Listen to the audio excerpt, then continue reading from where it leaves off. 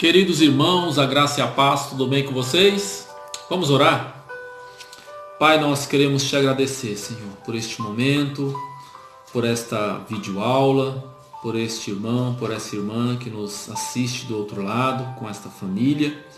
Pai, que o Senhor possa nos usar mais uma vez como canal de bênção nessa ministração e que nós possamos, ó Deus, juntamente crescer na graça e no conhecimento da Tua Palavra. Assim nós oramos e te agradecemos em nome de Jesus. Amém. Queridos irmãos, é muito bom estar com vocês novamente para mais uma videoaula, ainda no livro de Neemias. O nosso tema hoje é louvor e adoração. Então, você que puder, corre lá, pegue uma caneta, pegue um papel para anotar algumas referências, alguns versículos que nós estaremos citando no decorrer da aula, para que depois você possa, com mais calma, juntamente com a sua família aí, fazer um estudo mais tranquilo, né? E meditar melhor na palavra do Senhor. Então vai lá, pega lá caneta, papel e juntos vamos estudar mais uma escola bíblica dominical.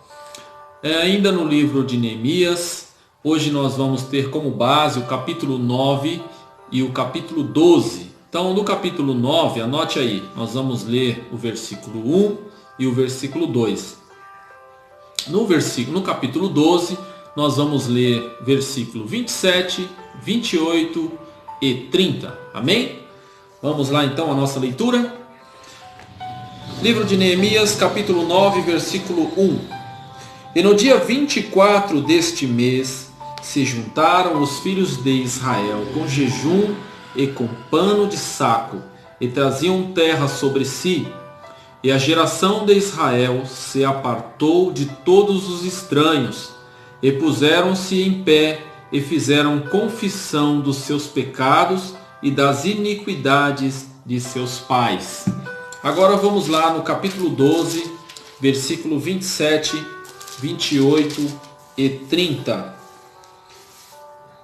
E na dedicação dos muros de Jerusalém, buscaram os levitas de todos os seus lugares para os trazerem, a fim de fazerem a dedicação com alegria, louvores, canto, saltério e alaúdes e harpas.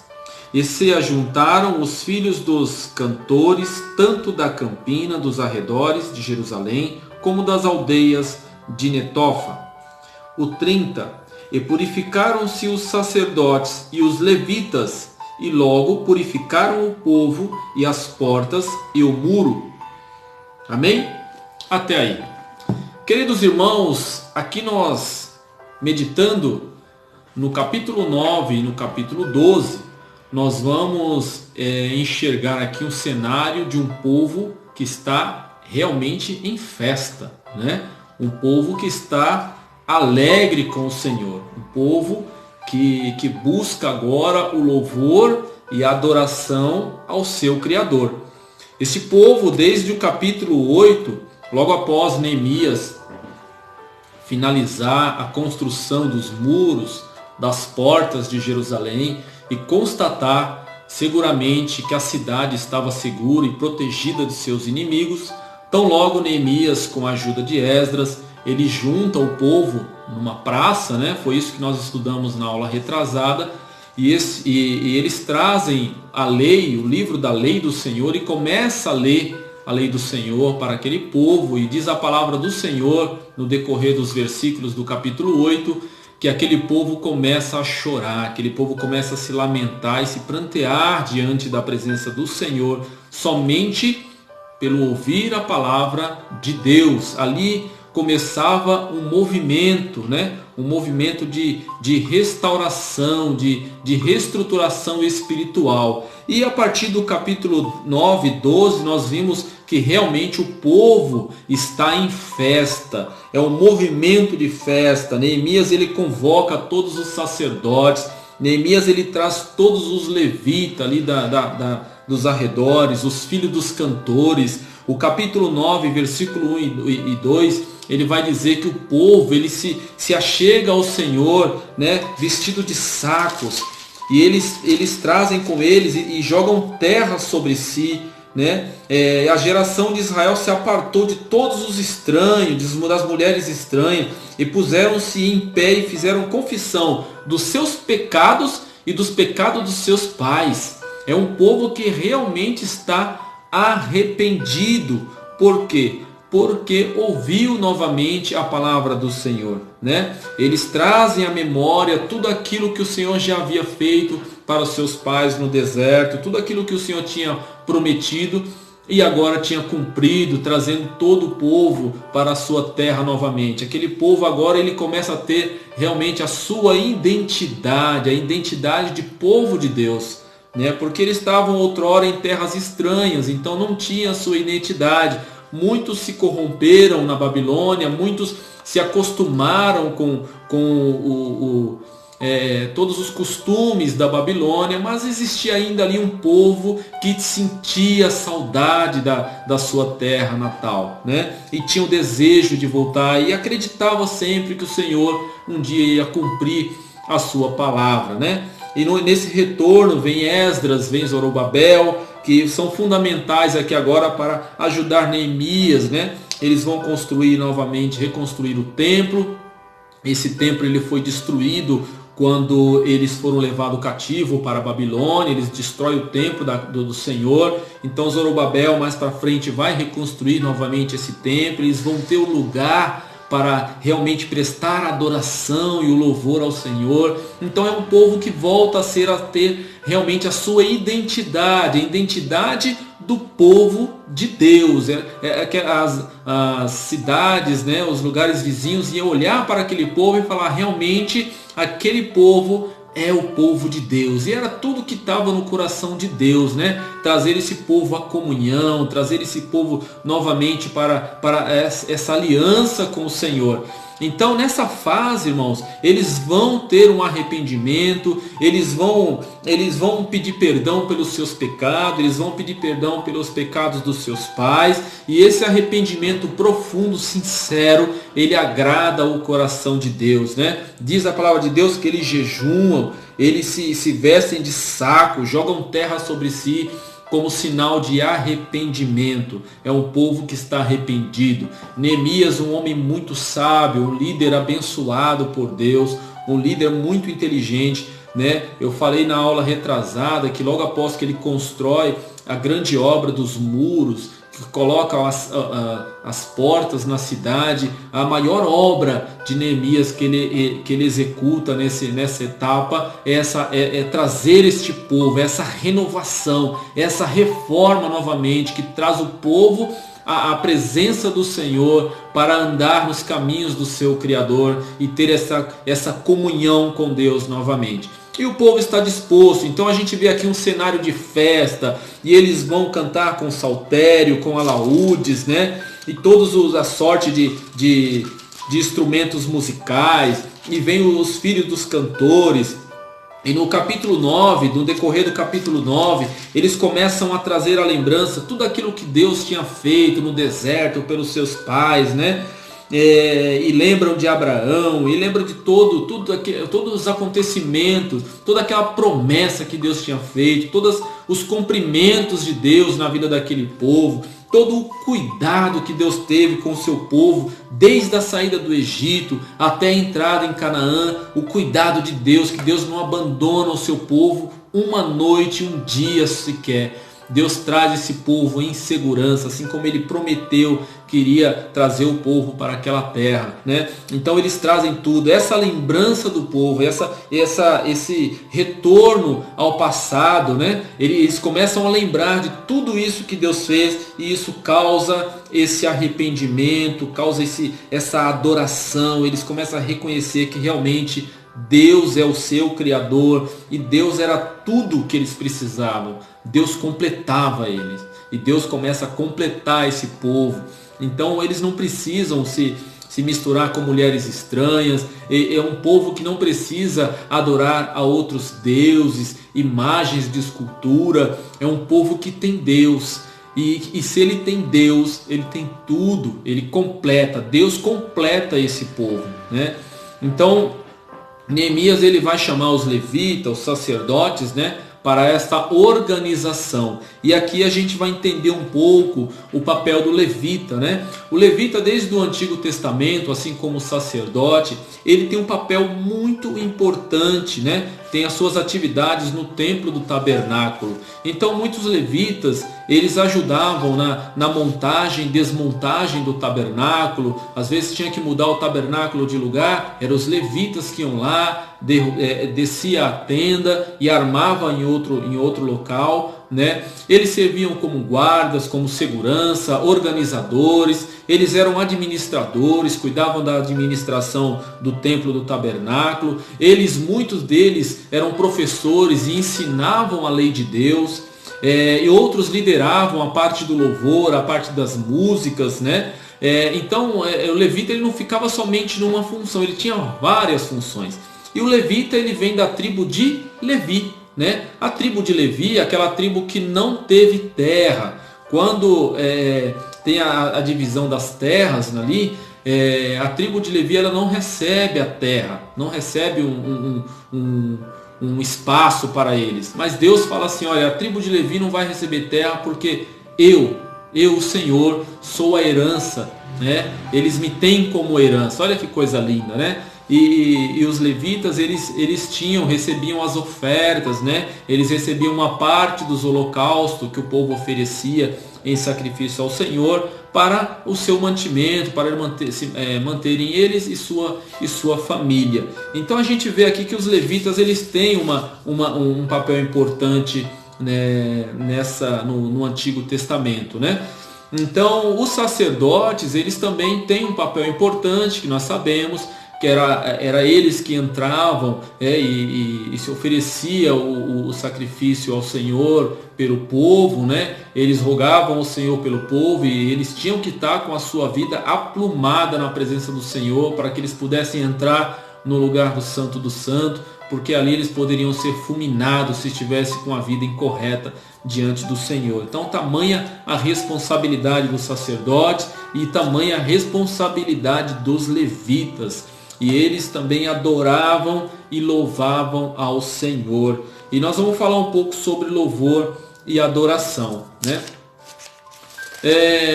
O louvor, ele sempre vai ter um fundamento. Ele sempre vai ter um motivo, né? Ele sempre vai ter uma causa. Por exemplo, no Salmo 150, versículo 2, o salmista escreve assim: louvai ao Senhor pelos seus atos. No 146, versículo 2, ele diz assim: louvai pela salvação. No 148, versículo 5, ele diz assim: louvai por tudo que foi criado. Observe que sempre que o salmista ele vai citar a palavra louvai ao Senhor, ele cita a palavra e depois ele justifica essa citação. Louvai ao Senhor por tudo que foi criado. No 149, versículo 2, ele diz assim: alegre-se naquele que o fez, naquele que criou, que fez toda a criação. Então o louvor, ele sempre vai estar fundamentado numa causa, sempre vai existir um motivo para o louvor. Eu louvo ao Senhor porque Ele é bom. Eu louvo ao Senhor porque Ele fez tudo fez. Eu louvo ao Senhor porque são maravilhosas a criação das suas mãos, né? E a adoração? Já a adoração ela não precisa ter um motivo. A adoração ela é mais espontânea. A adoração ela vem de dentro, né? E essa adoração ela precisa ser engrandecida ao Senhor através do que? Através do louvor. Então o louvor e a adoração, eles precisam caminhar sempre junto, né? Não podemos ser somente um adorador, mas também não podemos somente louvar. Temos que louvar e adorar ao Senhor, né? Olha, estou contente, estou louvando ao Senhor porque Ele fez isso por mim, porque Ele fez grandes coisas. E a adoração? Eu adoro a Deus não pelo que Ele tem, mas pelo que Ele é. Ele é maravilhoso, então eu adoro. Não preciso ter motivos para adorar. A adoração ela surge em nossa vida de uma forma bem espontânea, né? E a exortação do Senhor é para que tudo que tem fôlego louve ao Senhor. Então as plantas, as árvores, o mar, o firmamento e nós que somos a obra das suas mãos, temos essa exortação para nós também, que precisamos adorar e exaltar o nome do Senhor, né?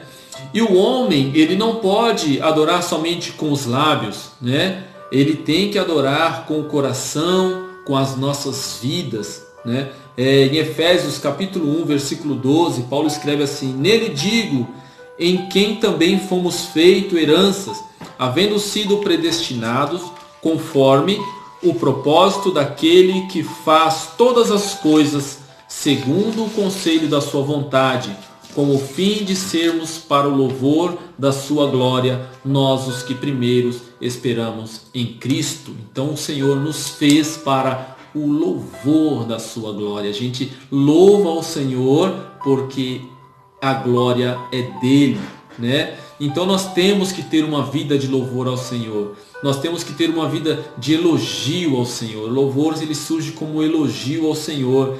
Não nos limitar somente nos cultos, né? Aos domingos, aos sábados, às quartas-feiras, mas a nossa vida tem que ser uma vida de adoração e louvor ao Senhor. O nosso corpo é o templo do Senhor, né? Temos que apresentar ao Senhor nosso culto racional, né? Assim como Paulo diz. Ter uma vida de total, por inteiro louvor. O lugar da verdadeira adoração somos nós, em espírito e em verdade. Sejamos todos adoradores verdadeiros em todo o tempo, né? Alguns exemplos aqui de louvores, irmãos, que derrubaram barreiras, louvores que derrubaram muralhas. Então Josafá, né? Ele venceu a guerra com louvor. Ele louvou antes e depois ele venceu a guerra. Paulo e Silas, quando estavam presos ali naquela prisão, eles louvam durante o louvor, aquelas cadeias elas são quebradas e eles foram libertos. Miriam, ela canta do outro lado, depois de atravessar o Mar Vermelho, ela canta, adora e louva ao Senhor e dança, né? Então aqui nós vemos 3 cenários diferentes. Um louvou antes, uma dupla aqui, Paulo e Silas louvou durante, Miriam louvou depois. Então, irmãos, que eu concluo com vocês: antes, durante e depois temos que ter uma vida de louvor e adoração. Estamos passando por luta, vamos adorar ao Senhor. Estamos passando por prova, vamos adorar ao Senhor, vamos louvar ao Senhor. E estamos tendo vitória, aí é que temos que adorar mais ainda ao Senhor, né? Porque a gente sabe que Ele tem cuidado de nós. O louvor é a nossa arma espiritual. E esse louvor seja verdadeiro na sua vida, que o louvor ele venha transformar as nossas vidas. Aquele povo estava realmente voltado ao Senhor. Aquele povo, eles tinham motivo para louvar ao Senhor, porque era um povo que teve os seus pecados perdoados. Por isso que eles louvaram ao Senhor. Por Deus ter libertado eles, trazido novamente a sua terra natal em paz, ter edificado, né, os muros. O Senhor tem edificado os muros da sua vida. O Senhor tem edificado as portas da sua vida. Então é motivo da gente adorar e louvar ao Senhor, né? Tudo isso que o Senhor fez por aquele povo, provocou uma adoração, provocou um louvor, né? Se somos um povo perdoado, se somos um povo que temos a certeza da nossa salvação, então nós devemos ter uma vida de louvor e adoração a Deus. Amém? Então que a minha vida, a sua vida, seja uma vida de adoração ao Senhor. Eu quero orar mais uma vez com você para encerrar mais esta videoaula. Amém? Curva a sua cabeça onde você estiver. Ore comigo.